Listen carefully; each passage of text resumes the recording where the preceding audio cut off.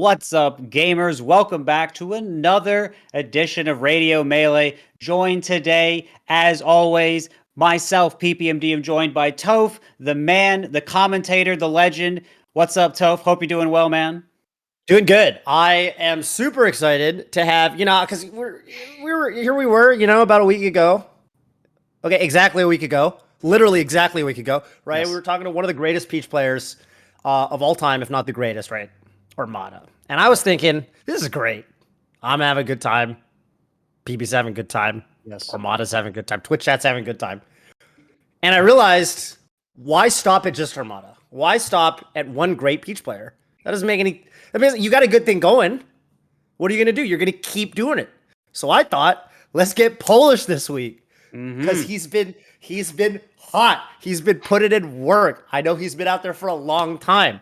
An old teammate of one of our old rivals from the Reeds, Free Palestine. That's another fun factoid for you. And so TLDR, what's up, Polish? It's good to have you on. Hi, nice to be on. No, I don't have anything to say, actually. Wow, content's terrifying. Holy shit. Content is you're fine, man. You're fine. Dipping my toes into the content world for like one of the first times. Yikes, man. People are watching. They are. And there are going to be a lot of people watching you, especially after your phenomenal performance at the World Tour NA East qualifier. Look at the segue. Let's go. And SmashCon. Yes, and SmashCon. SmashCon. Right. My first major win. Arguably bigger for me, I think. I don't know if you watched the commentary. It was funny because it started as like half joking, like we're on commentary, like, all right, only one of the players in this pool has ever won a SmashCon. As it turns out, Hungrybox has not won one of those. It was Leffen's won, Armada's won, Mewtwo King, I believe, but not Hungrybox. And so we were joking, like, oh, only one of these players has won SmashCon. And let me tell you, that joke, as the pool went on, really started, crystallizing, and suddenly it wasn't so much of a joke anymore, So it's kind of funny. I think at the end of the day, that was the metric that really mattered when it came to results for that pool. So. Yeah, exactly. Man, but but I think a lot of people probably assume you're more new school, but you've definitely been around the block. Like, when did you start playing? I'm like. First local was December 2015, Xanadu local. Okay. But I started practicing tech skill and net playing around summer 2015. So playing for a while. Been hanging out.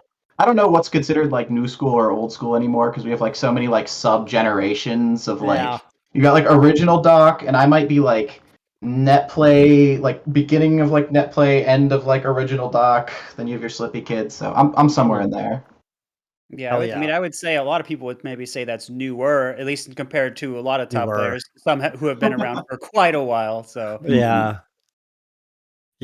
I still think of it's weird. I don't even think of myself as old school. I don't think because I don't know. I mean, even when I got into it, right, there were so many people that were already doing amazing things before me, and you're always going to compare yourself in that kind of lens. When did you start, PP? When was your first tournament? I started 2007. About after playing for a couple of months, I went to a tournament. I think it was mid-October 2007. So So you're more old school than me because I was 08. So there you go. Yeah, at that time we didn't think so much about history because the Melee was the newest game at that point, so no one really thought about it that much. Yeah, so what's funny? I actually did get into Melee right after Brawl came out, which is arguably the weirdest time to get into Melee. It's the roughest time. Yeah, arguably, because it doesn't make sense, right? Why would you get into Melee? I don't know. I was a weird kid. I don't know. I went to a Brawl thing, and there was one little lone Melee set up in the corner, and people were playing teams on it. And I was watching them. I was like, this is crazy. I was like, this looks so crazy. And then I started going to those fests and just got hooked. Yeah. Polish, you used to be a Falco player, if I'm not mistaken. I did, yes. No, my first I think 2, maybe 2.5 years of the game, I was just a young little Falco out there watching all the top Falcos hit buttons, and I was like, I want to hit buttons like that. It's actually how I initially started, is I was I think I watched I watched the doc and then was like, okay, I want to learn how to wave dash. And then after that, I just watched a ton of combo videos. So the first thing I ever did was just like Falco pillar combos over and over again. Here's that Falco combo extension that Mango did in this combo video. I'm gonna learn that one. I basically just like started the game by like, I want to hit all these combos. These combos look so cool, and yeah, here I am now. How'd you end up switching to Peach? Like, was there an inspiration for that, or? Okay, so this is a hard one. Okay, my like practice habits as far as melee is concerned have always been bad. If we're talking about like improving with my main character, when I was a Falco main, whenever I would play like I played just a ton on Anther's Ladder, and I was like, well, I don't really want to play Falco on net play because net play is bad or whatever. There was that idea floating around at the time, and I was also on like a pretty bad laptop, so it was actually bad for me. But I was like, you know what? I think I'm just gonna play a bunch of Peach because Peach is weird and kind of like feels like a different game almost. Figure out what's going on here. And then I got to the point where like 75+% of my playtime was just with Peach. And I was like, oh, I like Peach so much better. It's so much more fun to play Peach. But like What was more fun? What was more fun? Mm-hmm. Damn, I've never thought about it that way. I think they are super different. They're like it's the things that I think I really liked about both characters were like you've got like a projectile. I just like items. I think when I like played casually at like 6 years old, I was a Zelda main, and I just like picked up all the items and free for alls and threw them at people, and that was my main way of fighting. And the way that I kind of brought that back as a competitive player was like, I'm Falco, I'm shooting lasers. It's like now I'm Peach, I'm throwing turnips. It's like the items kind of that stayed. You also get the beam sword and the Saturn and the bomb. Yeah. Actual items. Those are cool. Actual items. No, it's just like the early 2000s for me. But no, it's like I think I like the way that Peach can get in and like really hit buttons and pressure. My Falco is always really bad at shield pressure, I think is what it was. So like as Falco, I get in and I'm like, I can't get a hit. This sucks. They're just shielding, and then I get grabbed or something. But as Peach, I get in and I'm doing my float cancel aerials, my downs, Matt. It's like it feels so much more threatening to be in as Peach, and also you get like living longer is nice. I won't lie. When you're like kind of worse at the game, you're like a young Falco, and you're just like dying to a bunch of stuff. It's like this sucks. True. I understand it gets better as you get better, but I never reached that point. So I just got to the point where all my gameplay was in with Peach, and then I had less of a good melee mentality at the time. I will preface this story by saying that I was a little Falco player. I was a young little Falco player, and I lost the Falco Ditto to two Falcos in quick succession, both of whomst I believed I was better than at the game. So the first one, the first one was Nurok, an MDVA Falco player, old school player. I'd always believed the Falco Ditto, the better player never won. Dumb matchup, didn't care for it one bit. I then lost to a young Bobby Big Balls. And I was like, this guy, he's just hitting buttons. This guy isn't that good. He's hitting all his buttons, and I'm just losing to buttons. This is so stupid.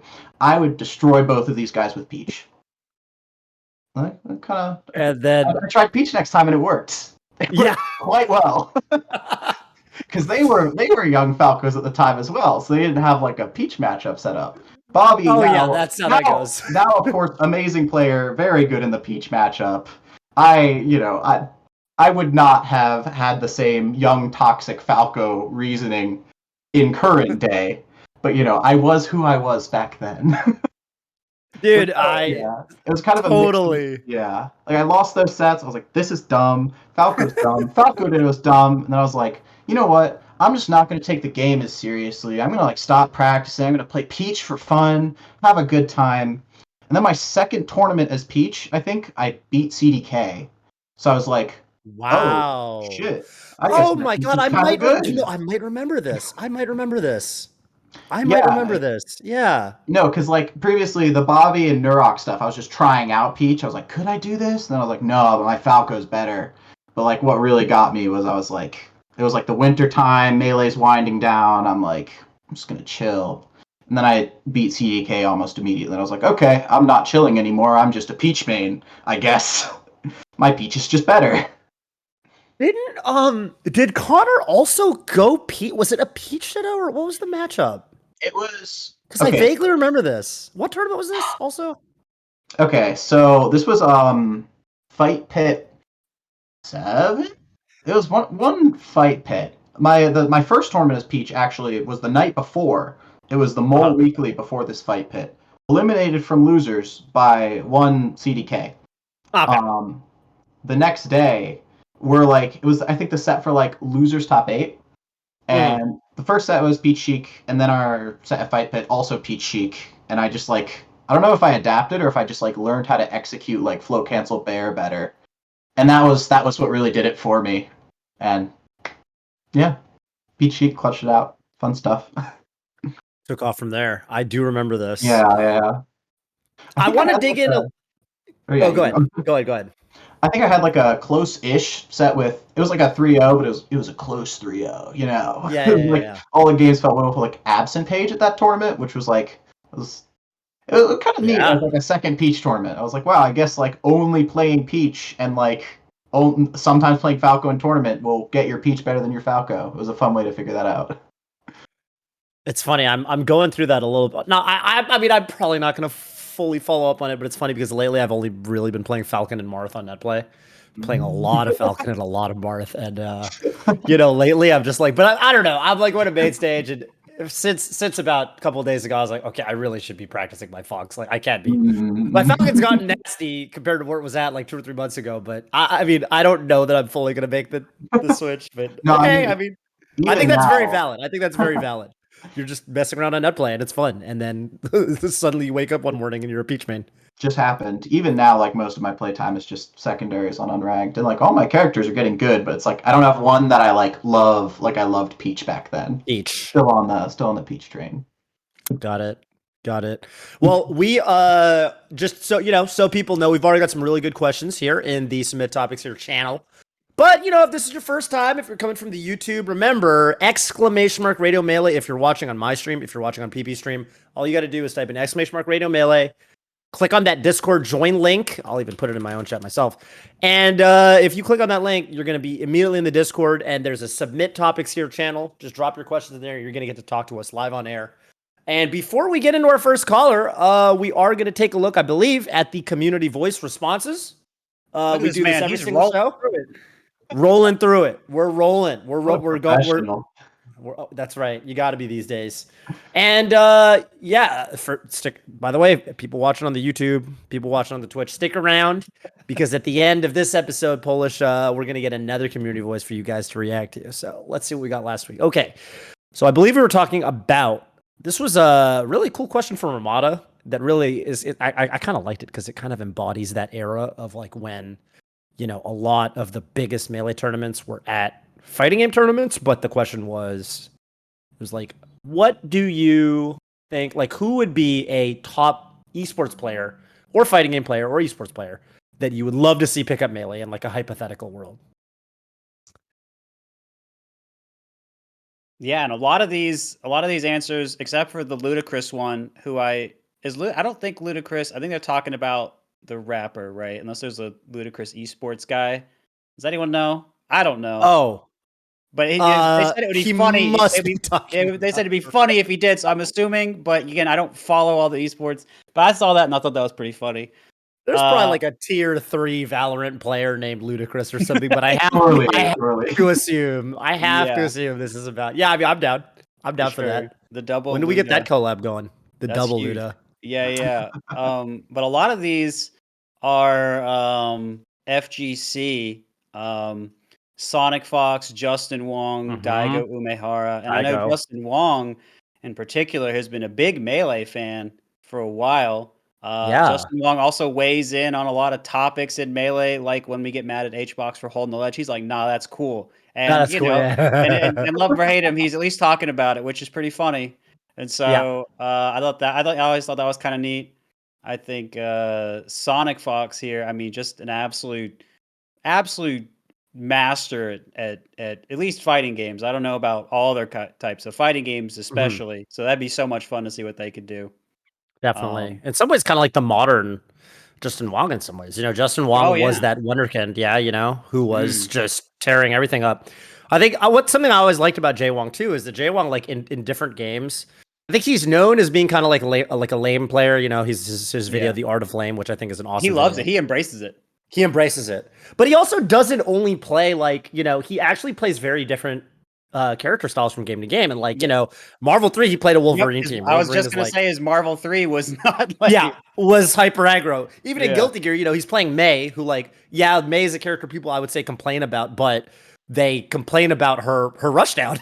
She doesn't really run away from you. She kind of gets up in your face and pushes buttons. So I think with Jay Wong, it's cool because he's at such different. And then before Guilty Gear Strive, in the earlier versions of Guilty Gear, was playing Potemkin, who's a grappler. But then he's one of these guys that also goes on Twitter and talks shit on grapplers. I know he does. So I was just about to be like, what? He does hate grapplers, yeah. But I just think that's cool with him, how he plays a lot of different characters in a lot of different games that has very different play styles. So I don't even know what he would be like as a melee player, but I do seem to remember watching him play some Ultimate. He was doing a stream or a video on it, and he was playing some Lucina. So maybe the Marth call was accurate. He was playing some, and he was doing some, retreating forward airs, and just good stuff. I was like, looks good. You're doing some retreating forward airs. I can't really hate on that. That's what I would be doing probably. So good for him. But yeah, pretty cool responses. I think we just like to think about this sort of thing because it's always fun to draw comparisons and stuff. Polish, was there someone? Is there any? I don't know if you follow any esports, but just to throw it to you real quick, is there anyone that you thought would be kind of neat? If not, it's fine. I am putting you on the spot here. I can see that's a little exasperating, so not my intent. No, you're totally good. No, I'm barely a gamer outside of playing Melee. So my answer to this is that. I have just absolutely no idea. Okay, then name a celebrity or an athlete then. That you'd like to see pick up Melee. While Polish is thinking, I'll borrow you a second.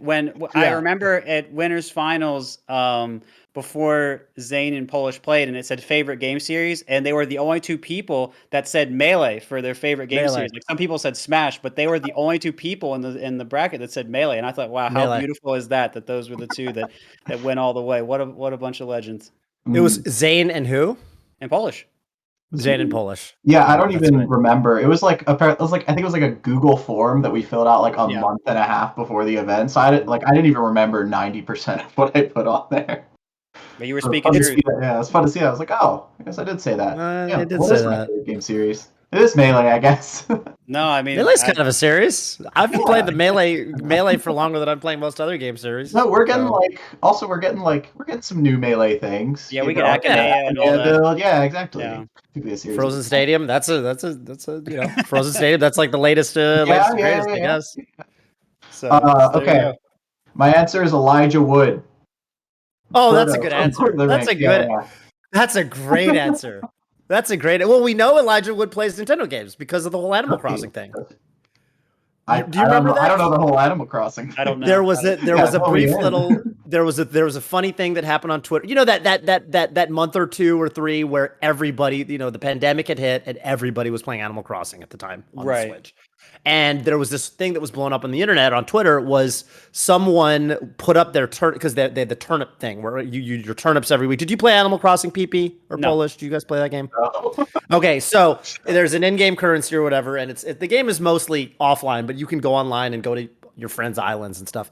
And every week you can sell turnips to make a bunch of in-game currency. And turnips on different islands have different prices. So if you get a very good price on your island, a lot of your friends will come to your island to sell their turnips on your island to make a bunch of money.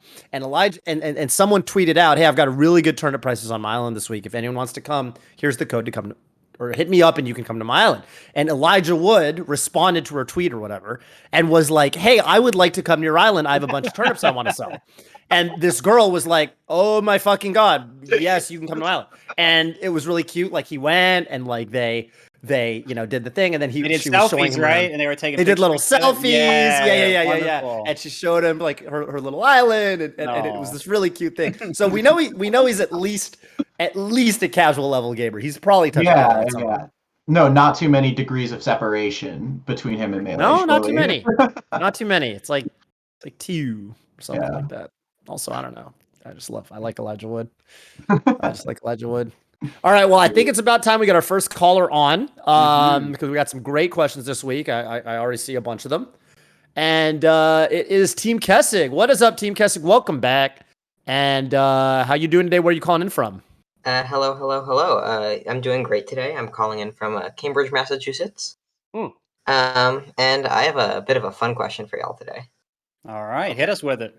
I love fun questions. So, Peach is a unique character in this game for quite a few reasons, including her float and, just her moves in general can be a little different from the rest of the cast. However, Peach's Turnip, in particular, has been a really important part of her kit. You see Peach's, wife, Polish, Laud, and, of course, Armada using Turnip in so many different ways. But my question for you is, what if Peach didn't have Turnip? And would Peach be a better, worse, or simply different character if instead of Turnip she had a different projectile, like Sheik Needles, Charge Shot, Falco Laser, that kind of thing? And my question is essentially, how important is Turnip to her kit exactly? And could there be a replacement for it? Huh. Question has a lot of parts. Yeah, I guess part of this question too is just like, how does Turnip stack up? Because this is a fun little question I get sometimes. Is like, do you think, is Falco? Because I think the commonly accepted thing, you ask people like, hey, what's the best projectile in the game? And I think a lot of people are immediately like, Falco Laser, and I think that's Falcon. I think Falcon is a good answer. Falcon, the man. Yeah, he's a great projectile. He goes so far when he jumps. He does. But yeah, sorry, he does. I didn't mean to interrupt you. But yeah, Falco. Peach should her down B as she pulls out from the ground a sentient Captain Falcon player, and through the Facebook metaverse, a top Falcon player receives a wave bird where he can take control of that Falcon and start kneeing your opponents. Like literally none locks in through the fucking morphogenetic field and starts someone. Yeah. He bonds you, yeah. I feel like you could just pull out like a Falcon, like overshot knee specifically. Just that one option. Just like an assist, like a Marvel assist. Yeah, exactly. He just comes out and does, yeah. Like, I know you're running away, like, eat this now. That'd be kind of cool. But yeah, I guess we're kind of inherently comparing projectiles here. It's like, how does even, is Falco Laser even, because Sheik Needles, I think, have an argument as well, and then now certainly Turnip. How do these projectiles stack up? Well, I'm interesting to talk about. I feel like Peach Turnip can like help you against people who are like above you or on the top platform, or like the Puff kind of thing, where like Puff's up there and you just have to deal with it, right? And Falco can like use lasers in a similar way to like deal with people who are up high, but he can do that because he jumps so up in the air. Peach would kind of be missing something to like contest top platform or like higher up, I think, without turnips. So what if you got on a side platform and you jumped and you started shooting turnips? You could you laser mid float, like repeated Falco laser? I think there's something cool there. Yeah. Well, it would be an exception, right? Because you can't normally do B moves while in float and just keep floating. Oh damn! No, I think you'd have to drop float. Now that I think about it, you'd have to drop float. You could full hop and then laser and then float and then drop and then do another laser. I think that that's a really good point. Like also the shield, like how are turnips on shield versus lasers? I feel like there's a lot of situations where like let's say contesting side plat, where I feel like I'd almost rather like have a turnip than a laser in terms of like jumping onto platform, throw turnip, like do aerial. I think that it's like a little better suited for it, and also Falco laser like has that landing lag. I think what's like the best rest punish projectile? I've been thinking a lot about like it would be needles. You just have more neneedles unless you pull like a Stitch Face. Charge shot if it's kill percent. Charge shot. Yeah. That's if it's kill percent. Even if it's not, you'll take the damage. Yeah. I've been thinking a lot about like Peach Puff and like how a lot of the reason why it's like bad is because Puff can definitely just like do a rest, and I just have to accept that Puff's done a rest if it hits or misses. Like, my best rest punish is literally, I think, just pulling a bomb. That's, like, where I'm at this point, which it's a sad kind of acceptance now. But I feel like if Peach had, like, Fox up smash, oh my god, it'd be so much better. Something so many characters. What if, like... They had Fox up smash. Yeah. Yeah, where's, like... How well does, like, Samus charge shot kill in that scenario is what I'm wondering. Also, Samus charge shot could be good pressure to like keep people from top platform camping you because now you're Peach with a charge shot. Right. That's That's true. worrying. That's terrifying. I will say. Even Oh, go ahead. yeah, go ahead. I was Well, just gonna say. Never mind. Go ahead. we have the exact same cadence. All right, fine. I'll go first. I'll just say, remember, there's also missile, and that could be an interesting. That's something we're forgetting here. It's true. While Polish is pondering, I wanted to add that when I see peach turnips get the highest value, I find that it's when someone's off the stage. And you're not going to have I mean, Yeah. except outside of Needle, maybe, but even then, sometimes not. Peach is just going to have better value with turnips. I mean, you can even throw the turnip above you and hit someone and they can fall into you. You couldn't do that with Needle. Turnip can go below the stage. Turnip can go farther out where Peach can't go. So I think there is something, I think that's where she gets the most value from it. And I also think like for Peach, I mean, she can also drop it out of pressure if she's pressured, or I know some Peaches were doing that out of shield. If Puff was on their shield, that was something that they were talking about a they got while the Q ago. drop stuff.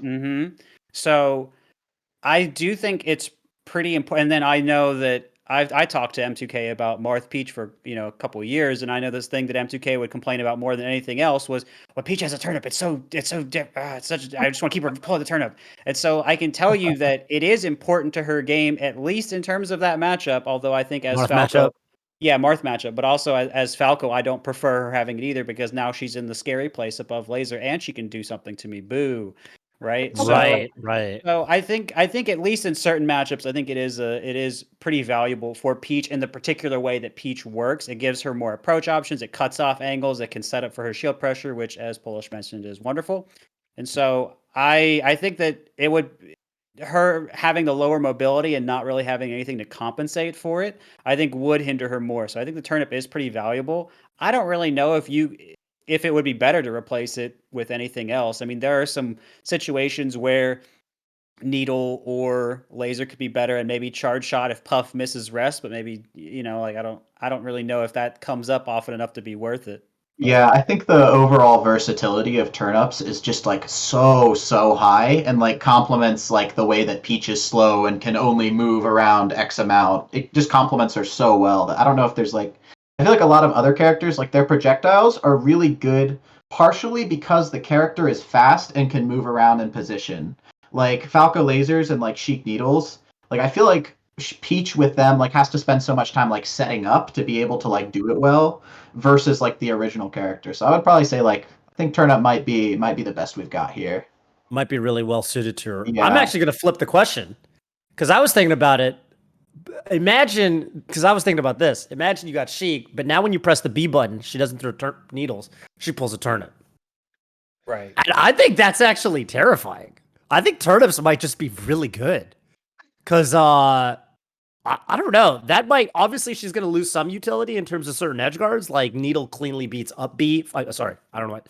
Firefox, whereas turnips don't always cleanly beat it. It kind of depends on which turnip you get. But, that might also just be kind of terrifying in some ways because, Oh god, now I'm just Yeah. imagining Falco short hop turniping. It's not as good as you think. It's not as good as you think. I promise you. I don't think it would be as good as with Falco for what it's worth. Dude, but I when think- Falco like catches your turnip and then he's a turnip and a laser, oh god, most terrifying world. It's so he's scary. dual wielding. He's dual got too wielding. much. Yeah, he's double fisting. He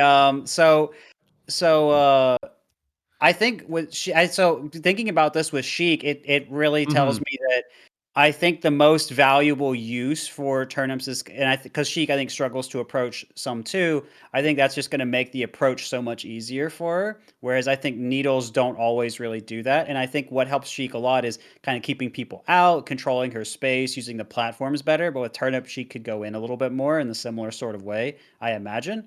Probably wouldn't work the exact same way, but there'd be some similarity. So I could, but then, like you said, the edge guards would be pretty different. She can already go out there kind of far, wouldn't need necessarily as much turnip help with that. Although it would help covering some side Bs, which she does struggle with. So be utility there too. So it would be a bit of a give and take for Sheik. And so yeah, it's useful to think about how valuable turnip is in the context of all of Peach's set and how it really does provide something really important. And you pull that Stitch, and then there's the fear factor, right? Because then you're like, oh man, I've seen the clips. I don't want to be in the clips, man. I don't want to be on Reddit, bro. Come on.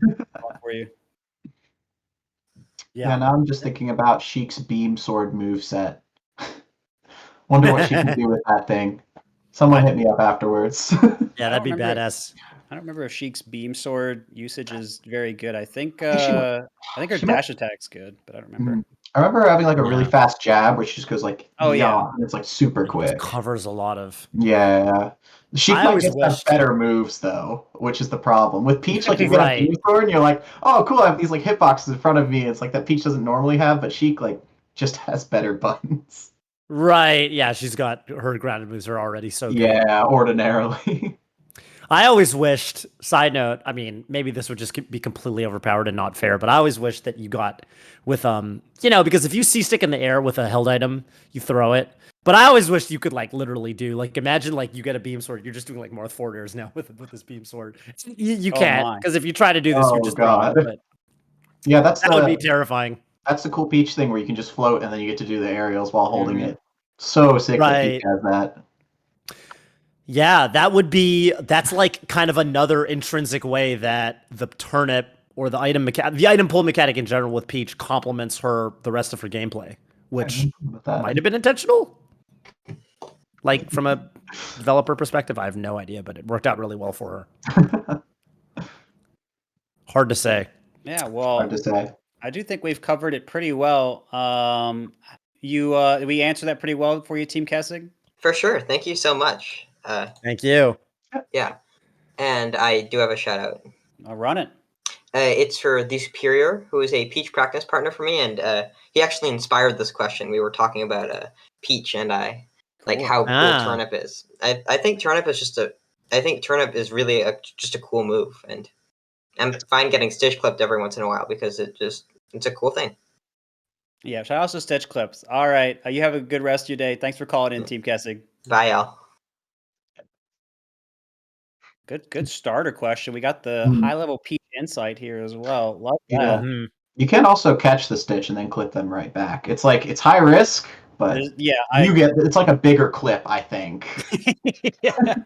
Like Peach gets a Stitch kill and you're like, okay, I get it. We've seen this, but like Sheik catches the Stitch, gets a Stitch kill. Everyone's popping off for that. Yeah, I will say those are rare. I feel like the Peaches are always much calmer in those scenarios. I guess they've been there before. Might be a little more often. Yeah, it's just Dreffen and Laud. If you have a Stitch, like you might as well just throw it away half the time. Those guys are terrifying. They know it. They know too much. Oh, didn't you often throw away your Stitches, or am I thinking of someone else?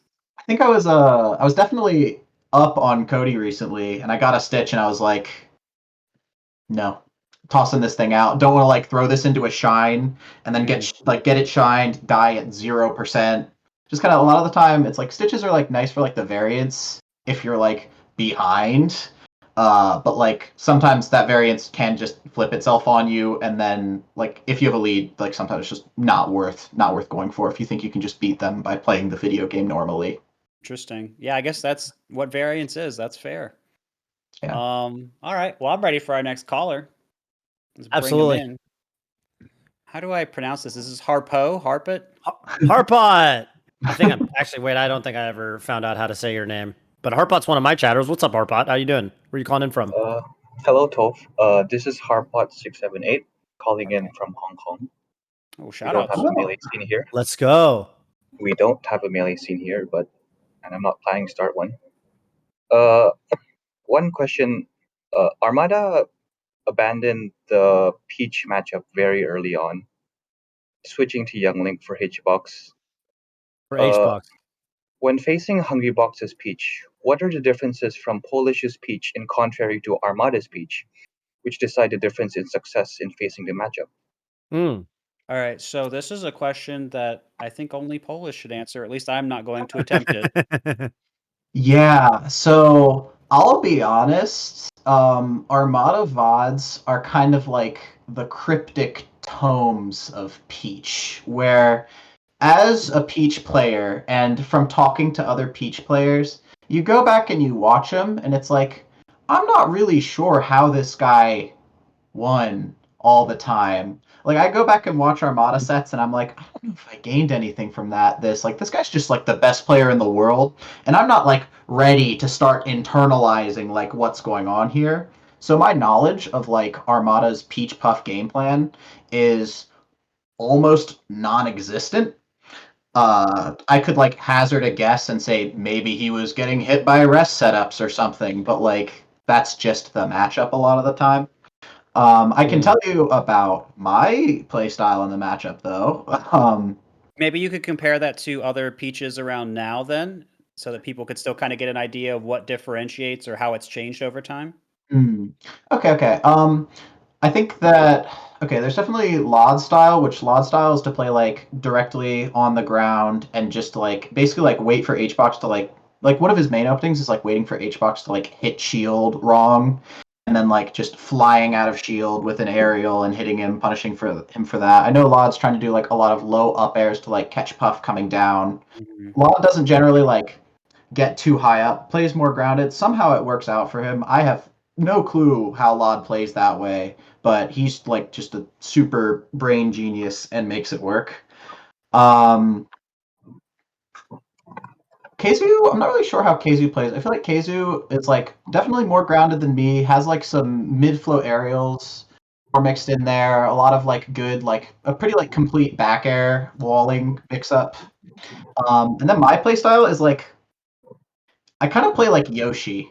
That's a good comparison. I remember you guys talked about this on the Melee Stats when you said Yoshi is a better Peach, and while that is a comment that I don't fully understand, maybe not.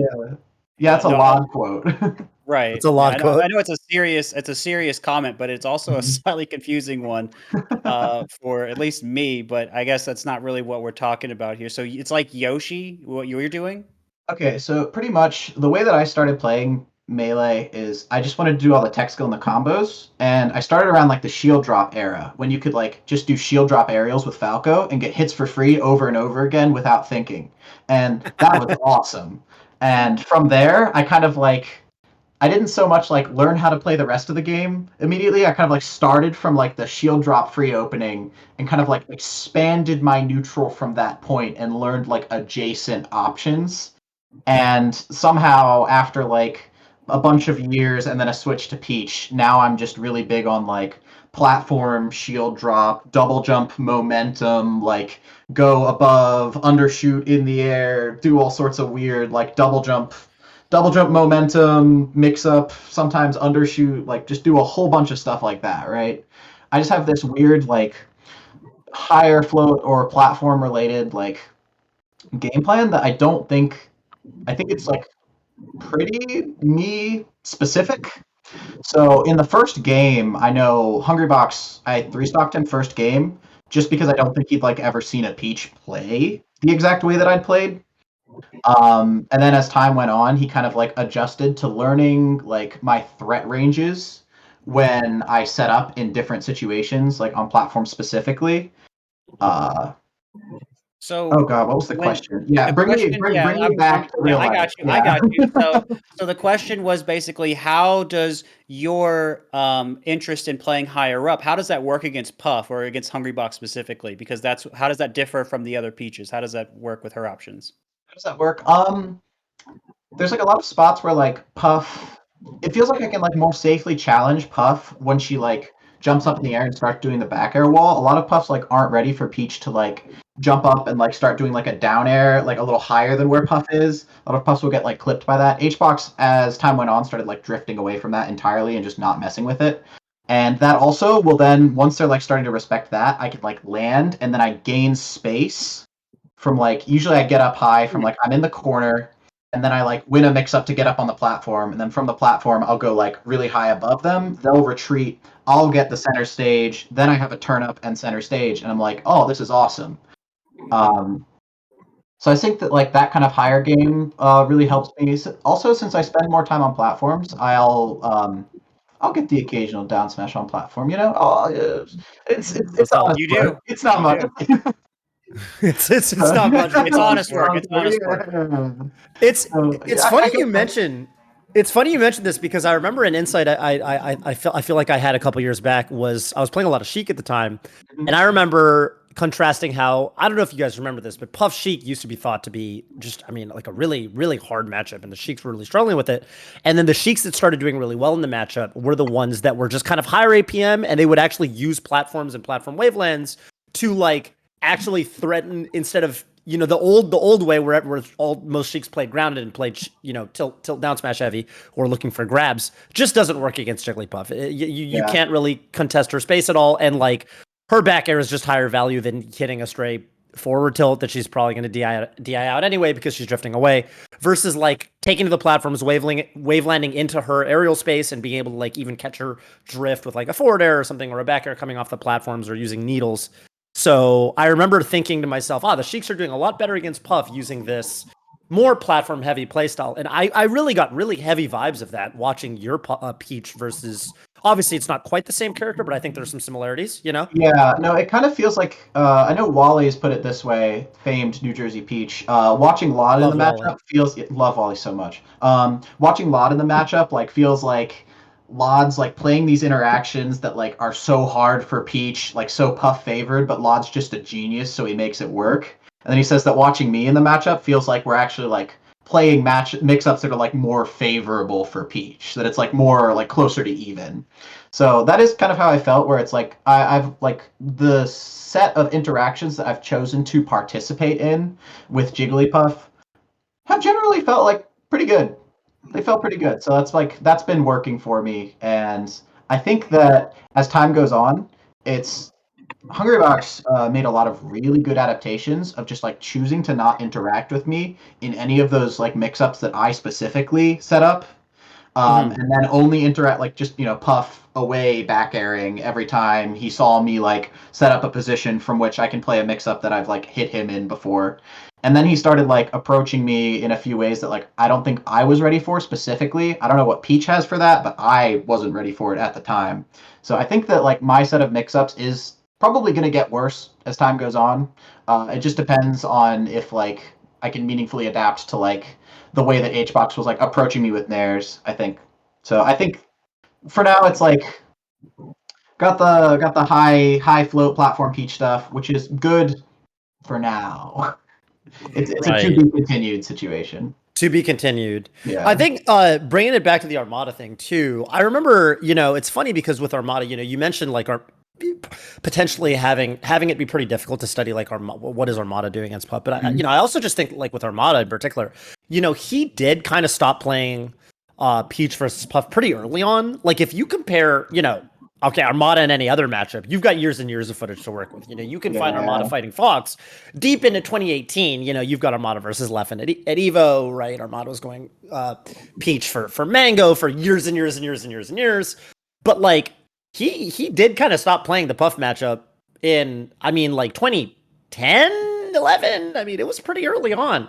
And I remember remarking to myself, one of the last sets that he lost to Hungrybox before he committed to the switch to Young Link, I remember watching that set, and I remember thinking it was incredibly close. It was a 3-0, but it was all of the games, the individual games were close, like they were one stocks, but in every single game, he got up tilt rested once.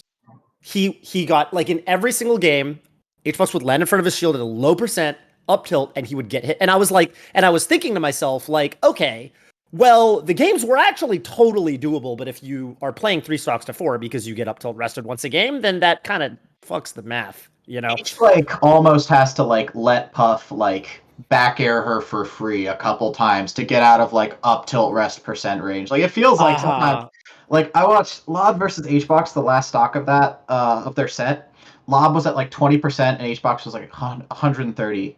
And HBox like 5 or 6 different times lands in front of Lod's shield, tries to tomahawk up tilt, and he like gets nared for it. And I'm like, well, the risk reward there is actually like if HBox happens to get that up tilt, he wins the game. If Lod gets the nair, Lod gets a nair. So like those spots where it's like Puff could definitely play that like super high value rest setup game on you, and you have to just be really, really aware of the percents and like setups for it. Like the percents where the setups work and the specific setups that exist. I think where the Right. matchup gets really bad is if you play solo battle and they like have like every specific like forward air into rest, dare into rest, etc. into rest, and it becomes less possible to like mitigate all of the rest setups. A lot of puffs And then you only. gotta. Yeah, and then you're playing Fox, and then you're playing Fox in 2010. Or Young Link, actually. No, so like a lot of puffs, Right. you can just beat them as Peach because you can like figure out what their rest setups are and like mitigate them pretty well. Like I definitely play like the high up game that I play against Puff. A lot of the time at low percent, I'm like, okay, I'm playing these like high up mix ups. I'm all the way up in the air. Like I think this mix up is actually like not super favorable for me. But if I get hit, Mhm. that's fine. I get hit like once or twice, and I'm chilling, and I cannot possibly get rested in this interaction. So like just playing those interactions where it's like if I get a hit, great. If I get hit, kind of also great because I get out of Right. rest setup Not that bad. percentage. Yeah, it's not that bad. It's actually pretty good, I think.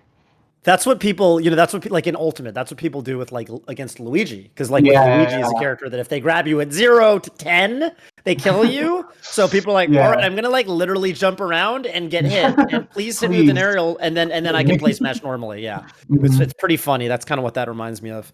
The and also with the something that I noticed about your gameplay at SWT is I really like your usage of it. Felt like you were really practiced on the wiggle out air dodges.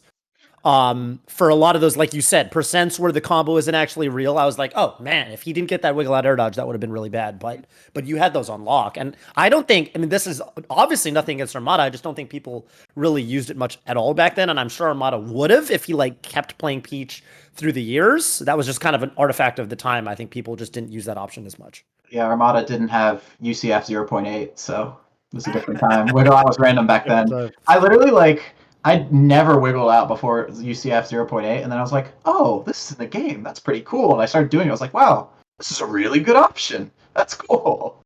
Do you mash it or do you just like time it? I don't really know the mechanics, so I just wiggle the stick around for a little bit. And Okay, then I'm okay, like, oh, yeah. I'm out of Yeah, hit zone. like you wiggle it. Yeah. Yeah. I do what the name implies. Yeah, makes sense. Makes sense. That's pretty funny. Solo battle in my chat, by the way. That's cool. Solo battles here, getting some love. Love Yeah. watching solo battle. Well, but yeah, Harpod. I mean, this really cool question. We definitely got to deep dive on it a little bit. Hope that was satisfactory. Plus 212. That's it. Oh, thanks, Harpod. I'll see you in stream later, buddy. Thanks for coming by. Cool. Nice to talk to you. All right, peace out, man.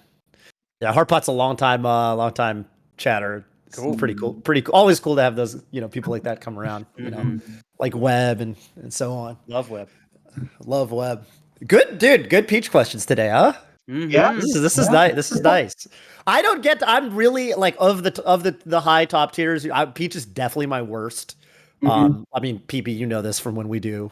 I'm not in Guardian much of a Showdown better and- shape, man. I can't. Dude, none of us are. None on Peach. Like all of us are just like, Yeah. oh god, what are we doing? It is So it's painful. cool to get to talk about the theory and Right. stuff because definitely the character I understand the least. I think. Yeah, I mean, when I started out with Peach, I was like a young Falco player, like in my dorm room in like 2015, and I was like, what on earth is this thing? This feels like a different game. What's she supposed to do? I just kind of like happened to like exploring that, but like half the time, like Yeah. it just doesn't like feel like the same game almost. Like so much of the stuff she can do with like float and like double jump momentum and like float cancel aerials, it's like like feels like characters don't have like. There's not like a super tight analog to it in the rest of the game. Right. There's like double jump momentum stuff, but like Yeah, Ryby posted like a little. Ryby posted a little combo video today on Twitter that I was watching. I was like, "This is cool. This is like." He was definitely doing some stuff. I just, well, maybe I've seen it in bits, but I'd never seen it all put together. I thought that yeah. I think we're about ready to bring on our next caller. We got Abe. Abe? Is it Abe?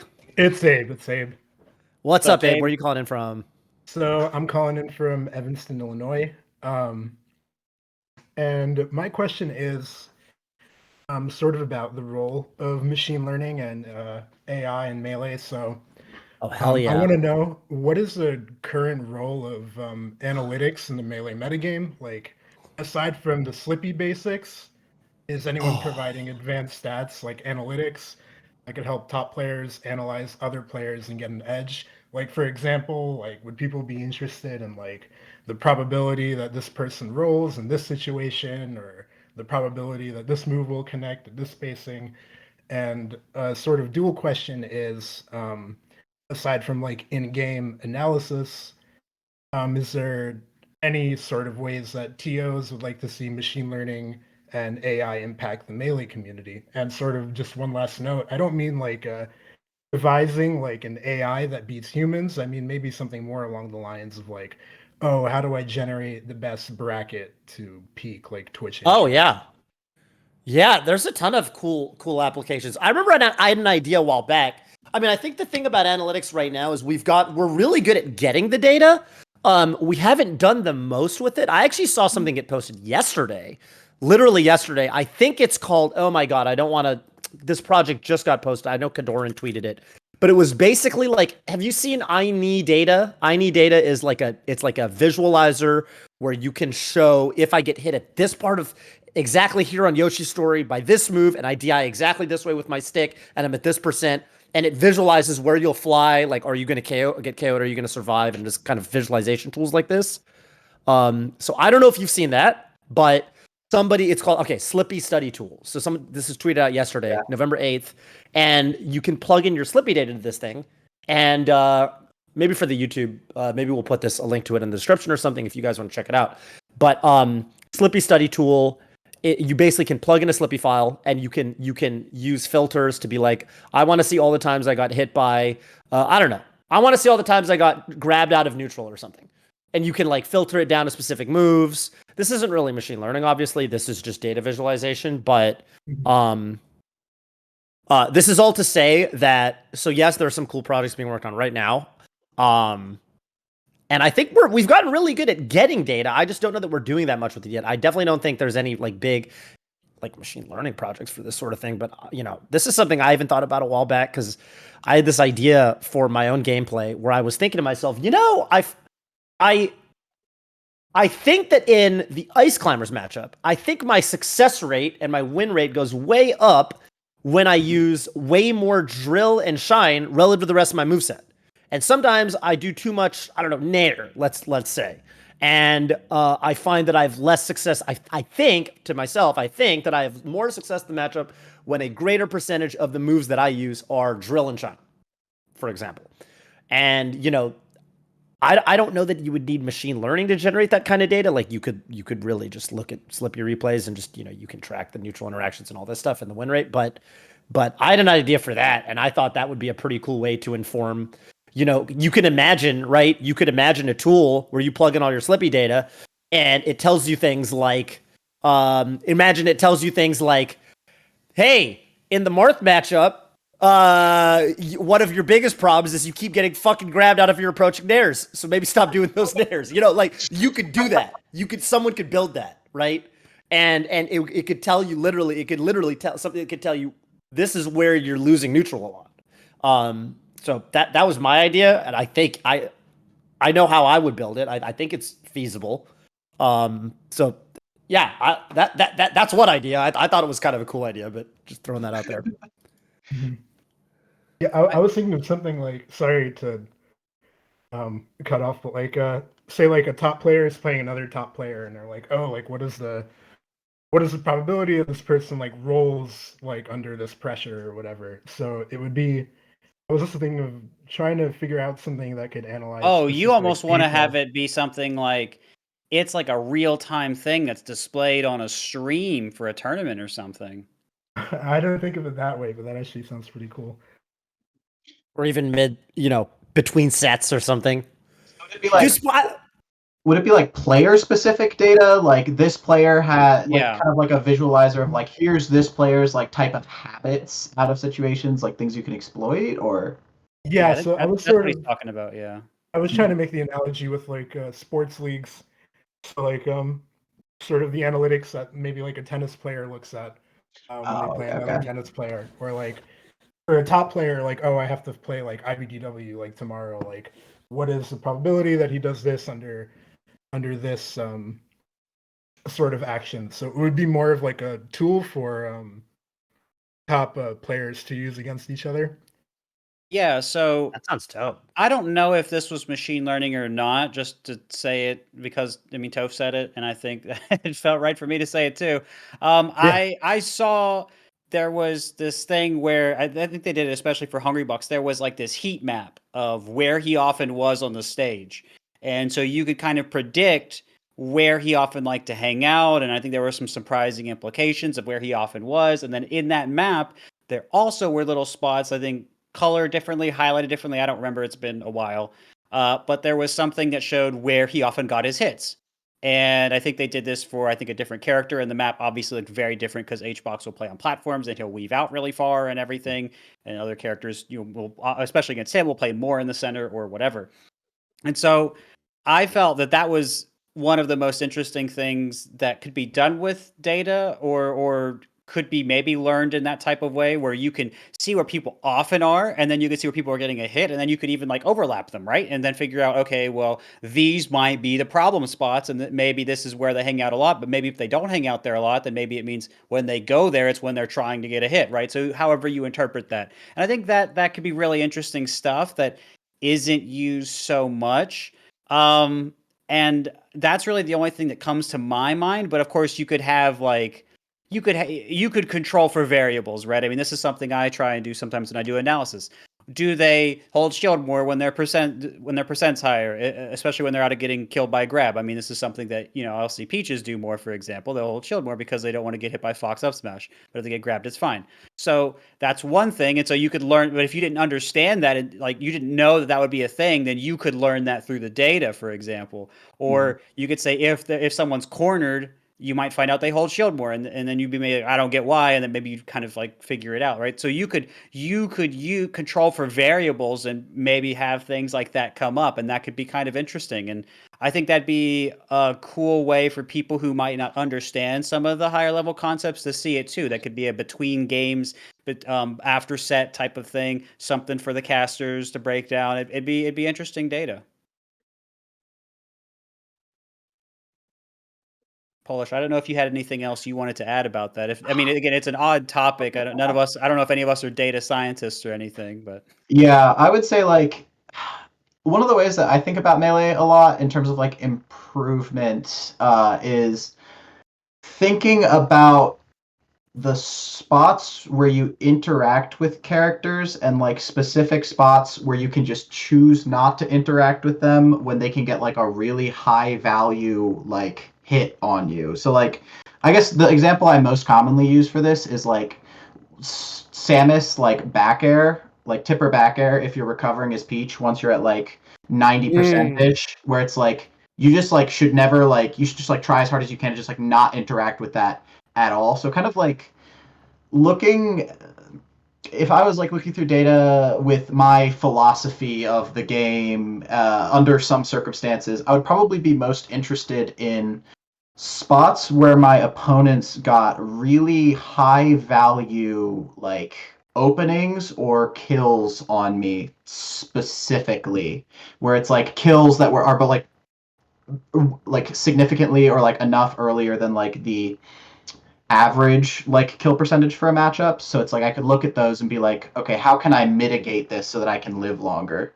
Which might be a very like peach brain way of looking at this, but I don't know. Again, I don't have like any roadmap for like turning this into a real thing or like what data would be used, but like that's the inkling of an idea that I, as a competitor, am interested in. That reminds me even of I don't even think that's necessarily just a Peach thing either. I remember talking to Pipsqueak after Pipsqueak won what was it? Same circuit finals this past weekend, and he was saying, a big part of his game plan versus Professor Pro was like he would go up when he goes up a stock, he would dash dance in such a way that he would be kind of more back towards the corner. So Professor Pro approaches with a running shine, he's very likely to just get shined and grab the ledge. Whereas if he approaches with the running shine, he will get a knockdown that he can convert either into a jab reset or a tech chase, right? And Yeah. a big part, he was like, well, I am just going to play the numbers game. My openings are more valuable because I'm playing the style. You can commit to something that's like an overshoot nair or something, but I can try to react to that. It's more reactable. And so he had a whole game plan built around this very idea. Yeah. And yeah, I definitely think that we have the data at this point to build some of this stuff. I mean, I used to be somewhat of I wasn't an ML engineer per se, but I was a data set engineer. Although, you know, I haven't done any of that work for a while. And I definitely think that there are some really smart people in the community that are doing some things like this here and there. But I would love to see some of these some of these ideas, you know, come to fruition for sure. Because yeah, the data is there. I mean, you know, in theory, the people with those skill sets have what they need to build this stuff today. There's so many Slippy files. My hard drive alone has so much Slippy data on it. You know, and I'm sure everybody does. So yeah. I mean, the prerequisites are definitely there. But yeah, there's a lot of really cool stuff that can be done. And we got, you know, and shout outs to the people who built, you know, like Fizzy, who built, obviously Fizzy now known for, like, you know, rollback and all that stuff. But I mean, even long before that, right? Like Slippy with its replay, functionality and with all of the data that you get out of Slippy, you know, that we've already displayed at major tournaments. You know, we already see things like, you know, openings per kill and all that stuff. Again, obviously that's not machine learning or anything like that, but shout outs to those coders who have already given us some of those cool features already. But yeah, thanks for the question, Abe. That's a pretty cool, definitely some pretty cool ideas here. And also, I guess, for, you know, anybody on YouTube, if you have interesting ideas that are coming out of this discussion, be sure to drop those as comments. Maybe we'll go through and click on the like button. But yeah, thanks, Abe. You got any shout outs for us on your way out today, Abe? I'm just gonna piggyback off of Tove. Shout out to all the people that made all the data collection melee happen. The fact that, like, after every match you can get a file of every input for the whole game is just insane, and there's like a lot of stuff waiting to be done with that. Hell yeah. All right, take care. And it looks like we got one more today. One more caller. Els? Am I saying that correct? What's up, Els? Not too much. That's right. It's Els. What's up, fellas? How you doing? Where are you calling in from? Calling in from upstate New York. Oh yeah. And I had a question. I'm a brand new player. I play a low tier. I've never been to an in-person tournament, and for some reason, I've decided to compete at main stage. And cool. I wasn't nervous about it until I watched Best Nest versus Net 1-2-3-4. And I guess I'm just wondering. Oh, Chris Best. You think Chris Best? Yeah. I'm sorry. Yeah, Chris Best. Yeah. Chris Best. Great set. Classic. But phenomenal set. I guess I'm wondering, what can I expect from such a big event as a complete newbie? What kind of attitudes can I expect from other players, being just like a bad player playing a low tier? You know, in a big stage. What low tier do you play, if you don't mind us asking? Not that it necessarily matters, but I play Mewtwo. Hell yeah, that's such a sick character. Right. That's a sick character. Character. PP, you start. Okay. Well, I feel like, you know, we get people that call in and are kind of worried about big tournaments kind of often. And the thing you got to remember is, for a lot of the people that, especially that are going to tournaments, we just want people there. We want people to go and have a good time and for the game to grow. And you're gonna see different stuff if you're online, and you're gonna have everyone quitting out on you on unranked and whatever. And I'm sure you've already experienced that, so we don't need to go over it. But I know that in person, and you will see some of it in person too. But I think what people care more about is that people are there and enjoying Melee. And I really do think that's just so just so crucial. But you also got to remember that a lot of people, I mean, the nice thing about going to big events is you're watching the good Melee live. You're seeing like the enthusiasm of everyone live. You're seeing the gameplay live, and it really just feels so different when the crowd's cheering, or when you see it, or when the speakers really hear you, like you hear a knee happen, or whatever it is. It just feels different. Everything feels different about it, and playing live is different because there's the person right there. So I think all of it is really cool, and I think there are so many people that say, "Man, I went to my first major, and now I'm hooked, and now I just want to keep playing and grinding and everything." Right? So if I had to guess, that's what I would expect your response to be after going, because that's what most people's response is. But I mean, to help ensure that, maybe it helps to ask to get in on friendlies. Maybe it helps to ask for advice. It's going to be hard because friendly setups are hard to get on at majors. So I will also say that if you don't get friendlies, don't worry about it, because the experience can still be worth it. But yeah, it's fun to go to. It's a real blast, and so I hope more than anything that you just expect to have a pretty good time and see some really cool stuff. Yeah, I I think hope so too. Yeah, I think at the end of the day, like Melee tournaments, like we all go there and we do play the video game. Like we go there to play Melee, but like when I come away from a Melee tournament, at the end of the weekend, usually I'm thinking like less about the game and more about like it was really fun to like meet and talk with people, and like this it's the social aspect of the game that I think is just like so much more like, well, number one, like more important in the grand scheme of things, and number two, like the thing that is more fun at the end of the day. So I think that you can definitely like meet people and have friendlies and have fun and watch good Melee with people and just have a good time, and like maining a low tier. I don't know if that matters when you're just a human being talking to other people and having a good time, basically. Polish, before we hear what Toph has to say about it, I wanted to say, you're probably going to have a lot more social interaction next tournament you go to. I don't know if it's main stage or what, but I mean, after this run here, you're going to have quite a few people coming up and wanting your autograph and a picture. Are you ready for that, man? One person has asked me for my autograph at SmashCon, and I was like, "Oh God, oh no, what does this mean?" I wasn't ready for it. But thankfully at Smash World Tour, Magi walked up to me and she gave me like 2 hours of like really good like life advice in terms of how to handle being like seen and known and like D-list Melee celebrity type of deal. So I think I have a much better like mental framework for Great. dealing with it now, thanks to Magi. So big shout outs there. Big shout outs to Magi for sure. But yeah, go ahead, Toph. What do you have to? What do you want to say to Els? Yeah, I was gonna say the same thing, man. At the end of the day, even if you feel nervous, you got to realize that even though something I've kind of realized more recently, if anything, and I think the pandemic really made me realize this because I missed going to tournaments. Obviously we didn't get to go for a year and a half, 2 years, and I really, nervousness feels like a negative emotion, and I think it is in a sense, right? It feels like it's not a feeling that people associate as being a positive thing necessarily. You feel like anxious or bad or what have you, right? But at the same time, in spite of that, I always thought,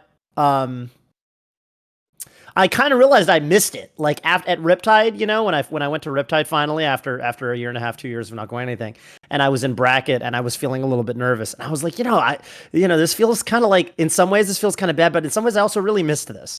And I miss, because you go through your day to day, you don't really get nervous. You don't put that much emotional stock in anything. So I would say you can look at it as like, oh my God, I'm nervous, this is going to be terrible. But like at the same time, I think you should relish it because you're going to miss it one day. I hope so. Well, there's only one way to find out. That's right. Well, hope you have a great tournament, and just try to like PP said, try to meet people, try to have fun. And because you're not really, unless you've got grand delusions of winning the whole thing, you're probably not there to necessarily win the tournament. You're there the same reason the majority of people are there, which is to have a really good time and take part in the community. So try to make friends and I don't know, money match people. Do whatever, right? That's what it's ultimately all about. Yeah, the real top 100 was the friends we made along the way. That's right. Yeah, well That's right. said. We'll get PG stats on that for sure coming up soon. That's the number. That's the number 0. Every single year it should be number 0. The friends we made along the way. Beautiful. Well, I hope you're feeling a little bit better about it now, Els. Yeah, thanks, guys. Cool. You got Best any of luck. shout-outs Maybe for we'll us? even run into each other. That'd be huge. I'll wave. Yeah, I have a couple shout outs. I want to shout out Tired of O2 and Only Noobs. They're 2 East Coast online beginner tournaments that are the only tournaments I've competed in so far. I've done Cool. both twice. I have a couple. I'm sorry. Slouchy Luna on Twitch and Show. He's a Smash Ultimate player from San Diego, and he invited me to the tournament. So, Cool. Hell yeah. thank you so much, guys. Thank you. Take care. Definitely. Yeah, have a great day. Bye. Love encouraging players to go to tournaments. One of our favorite things to do on this show, I think. Definitely. It's so cool for our scene that we have like those O2 tournaments and like the Yeah. Slippy unranked stuff. Like, oh man, it'd be so hard to get into Melee otherwise, just because of how good people are. We So used to not thankfully, have yeah, them. those- We used to Yeah. not have them. They're pretty Yeah. new, I would say. I think within the last like couple years, maybe year and a half since Slippy started, I think we've started having all the O2 stuff. Yeah. It's probably just part of the so many people playing online. It's just so easy to run so many other tournaments now. Yeah. Definitely. Yeah, and they do really well. I might even, I don't know, I might even be commentating the season finale or whatever it is next Monday. So we'll see how that shakes out. That might be a lot of fun. Cool. Toph, you got anything else for Polish? I have plenty of things here I can ask, but just making sure because want to make sure that you got everything. If I think of anything, I will ask it. Yes, sir. All right. Well, oh man, what do I want to choose? I'll just choose. Well, I don't know how many people in this sort of situation we have on. We'll kind of see where this goes, how quickly it goes. But Polish, you have, from my understanding, at 9 to 5. So you're working. Is that correct? We'll just start there. Okay. So he says yes for the audio listeners. And so what I'm kind of wondering is how difficult is that to balance, the working world, the Melee world? Is there some sort of trade-off? Do you ever have any interest in doing any sort of full-time eventually or anything like that? Like and for maybe also to add on, just to give you so many things at once, if there are people out there that maybe think, oh, I couldn't get into Melee because I'm working at 9 to 5, what would you say to them? A good question. As someone who used to hail from that world. Okay, so I definitely think that the level of this might just be me being a floaty player. Just putting that out there for context, right? But the level of grinding that you need to do in order to have tech skill good enough to meaningfully interact in neutral and be able to play the game, I think is low enough that you can manage that in addition to a full time. Like, I don't think you have to be grinding for like 4 to 8 hours a day or whatever. Like, I definitely just like in college practiced like a bunch of tech skill, and as time goes on, like more of it kind of sticks, and I have to like maintain less of it. And I play a lot of characters, so it's like I have some tech skill like across the board with all characters. So I feel like I can make this statement, but again, maybe I'm just a floaty player. It feels like you definitely can balance like the amount of time necessary to like Melee's upkeep in like pressing buttons to be able to play the game. That doesn't take like too much time. Maybe like starting out, you need to spend like half an hour, like pretty regularly like working on it. But like after a while, I think that you can just be like, okay, I have a tournament coming up. Time to like refresh everything. Let's re-practice, make sure everything's as clean and as crisp as it can be. And I actually feel like one of my, I would say, biggest like weaknesses as a player that would be mitigated by playing more full time is that there's a level of like tech skill of like consistency of like not missing like anything. Where like you watch Zane and the number of things that he tries to do that he messes up, much lower than the number of things that I try to do that I mess up. and I definitely like don't grind as hard as I quote unquote should. So I think that I can still like make that kind of jump up to the next level with a full-time job, but it would be easier without one. In terms of like, am I thinking about going into Melee more full-time at any point? We don't like have money in the Yeah, scene. right. Right. So it's like, am I that question kind of becomes more like, am I interested in like being a Twitch streamer more than anything else? Is If what you it can feels get a like. top tier sponsor, that can get you Yeah, you'd need to be like top 5-ish or something. yeah, that kind of also feels like it gets into like, yeah, unless I'm like top 5, it's like, are you interested in being a Twitch streamer and like making YouTube content? Because I, as a person, am not like super interested. The way in which you make money from Melee, in my understanding, is more by being like an influencer and being like, look, I have this big platform, I'm making content, I'm doing Twitch streams, look at me, I have a presence on the internet. I'm not like super interested in all of that personally. Melee is a thing that I do because I really enjoy improving. I really enjoy playing high level Melee, and I really enjoy traveling and meeting people and hanging out with my friends. The influencer type deal is like definitely less appealing to me. If I manage to hit top 5 somehow and can get a top tier super sponsor without having to be a huge Mr. Influencer man, then sure, I'll go in on Melee. But I just like, it's not something I guess I'm like pursuing. I'm pursuing getting better at Melee because getting better at Melee is really fun to me. And I wasn't planning on being like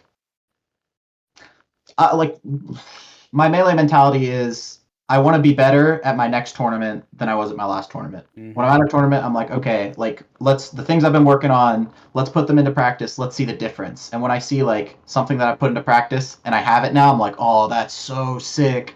And that's where like most of my dopamine rush from Melee comes from. So yeah, I think in terms of like, am I trying to get into the influencer huge sponsor sphere? Not necessarily, but if it happens, cool.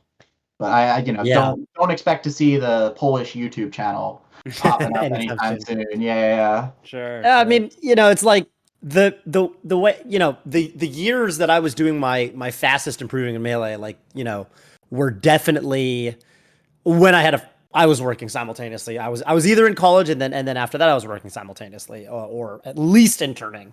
And like players like when Shroomed solidified himself as like top 10 for a couple of years, he was working some of Swedish's best performances, so Hungrybox as well. And yeah, maybe there's a floaty thing going on there, but I'm like not even that sold on like I'm not even that sold on that idea. Like I definitely think that people over exaggerate or overhype, like, how much more technically difficult. I think all characters at high level are reasonably demanding these days, and so and you're absolutely right. I think that when it comes to even being a streamer, I mean that's also work. That's also work. I mean, you'll see even Zane, right? Zane has to turn on his even as somebody who the vast bulk of his Twitch stream is him grinding Melee. He will turn on his stream and play Jigglypuff and Roy for hours, for tournament, online tournaments for stream content that could probably be better spent grinding Marth, right? So It's in the lab. yeah, so it's not even like you're necessarily yeah, I totally think that ultimately it's possible to be very, very good. Yeah, have a full-time also, job, and I think so yeah, something to keep in mind is that like the vast majority of people playing Melee aren't doing it for a living. So Right, like in terms of totally. like improving and like getting super high up there on the rankings or whatever, getting really good, you're probably in the same boat as 99.9% of the player base. So Yeah. the amount of practice that you can do, pretty like similar to the amount of practice other people can do. I mean, in general, who knows about individual life situations or whatever. So I agree. And yeah, I don't know. I think that's fine. I don't know. I've thought about this for a long time, and even though part of me, wishes we, I don't know, had more prize money in the scene or what have you, and we were more of a tier one esport. On the flip side, I think sometimes with tier one esports, there's always this question of like, how sustainable is it for these, these League of Legends or whatever, these, players be making all this money from sponsors, and people are wondering, are the investors really getting the ROI, on that, and part of me, I'm very happy and thankful that, with what we have going on in Melee, we have a very thriving scene, and we like don't have to worry about a bunch of investors pulling out, and I don't know. I just feel like we're actually sustainable and we're doing fine, and I kind of appreciate that in some ways. I don't know. So I think it's super chill, and I definitely think we're in a good spot. Also, a peek behind the curtain for anyone who like thinks that they can't grind enough to like get good and catch up with people. I believe I first saw this on a El Fuego Santiago Twitter post. He made like Nice. a document on like how to improve in like 2017 or something, and it included as part of it like, yeah, like nobody actually practices. Like there's like a huge body of Melee players who are not actively trying to get better. And if you are actively grinding and trying to get better, that puts you ahead of a lot of people. Even once you get into the top 100, like that, it's very good to actually practice the game. So you can catch up. You can definitely get better. Hardcore. Yeah. Take it from breakout star Polish. Yeah, you don't have to. Yeah. How did you feel about that, PP, when you were, because I mean, your improvement, I think, when you were getting really good was also just very fast. I mean, did you feel like you were just, because let me tell you, from the outside looking in, from somebody who was reading your posts on Smashboards and stuff, I mean, it definitely looked to me like you were just working harder than I think most people. And you were in college, right, at the time, so. Yeah, I was in college and I was working really hard, although that wasn't practice I was doing because I didn't know how. No one knew how at the time. So what I did was, I talked to people, and most importantly, I did a lot of analysis and I played a lot. And so I was able to move my understanding along just from being so connected with the game in that way. So I was putting in a lot of work whenever I could. But yeah, I was also in school and doing what I could with school in the meantime. Granted, I was a psychology major, which is not as intense as a lot of other majors. So we will leave that. We will be fair about this. We're going to be fair. Call a spade. But yeah, at this, I was still. I mean, there was some overlaps in terms of extra electives and everything that I was doing. That I think psychology is a plenty reputable degree choice, PP. I think it's. I mean, I don't regret it. I think it was great, but it just wasn't. I didn't have as much homework as engineers like to tell you. I see. Yeah. Okay. But anyway, that counts as practice, by the way. I think that's practice, right? What is? You were saying, oh, it's not real. It wasn't really practice. It was more like analysis. I think that's practice. Yeah, if you have the big umbrella. Yeah, the umbrella. Yeah. If you use the umbrella of practice, then yeah, there's so much that counts as it.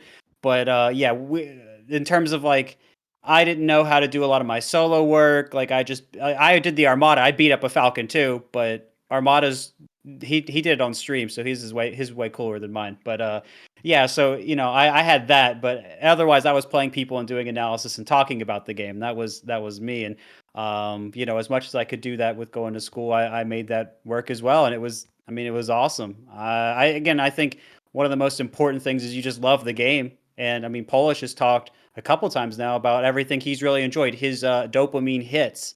And so I think that's where you need to be looking if you're trying to figure it out, not worrying so much over whether you need to work or not or everything like that, because that's just all going to kind of get in the way a lot of the time.